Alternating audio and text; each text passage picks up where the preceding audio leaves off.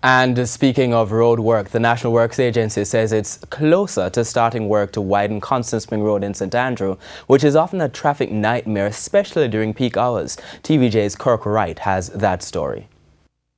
Constant Spring Road is one of those roads in the corporate area where motorists dread long delays, particularly during peak hours. The National Works Agency says through the Major Infrastructure Development Program, it will be widening that thoroughfare soon. We are looking to push this project to commence before the end of the financial year.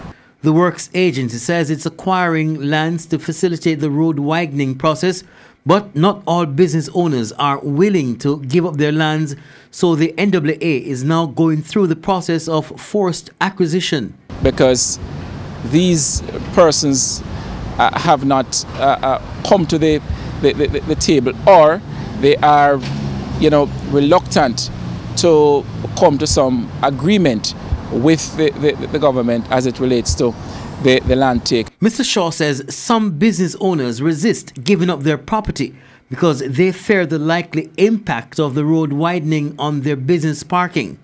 Disputes about the value of the land in question are the second main reason.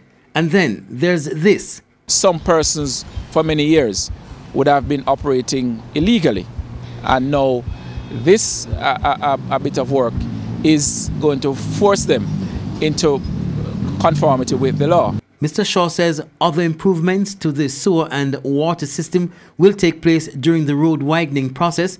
He gave an idea of what the new Constant Spring Road is expected to look like. What is going to be happening is that we are going to be having 4 lanes, and at some intersections we are going to be having 6 lanes because we are going to be allowing for turning movements.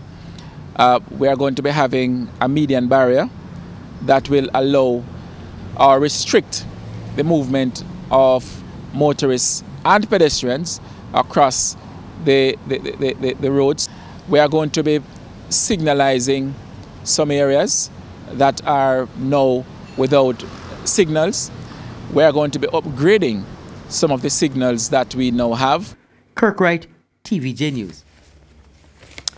Our top story this evening: even as the government decides whether to extend the traffic ticket amnesty, the Justice Minister is this evening sending a strong message to motorists who continue to disobey the road code, racking up thousands of dollars in outstanding traffic tickets. The police will be coming after you, says Delroy Chuck.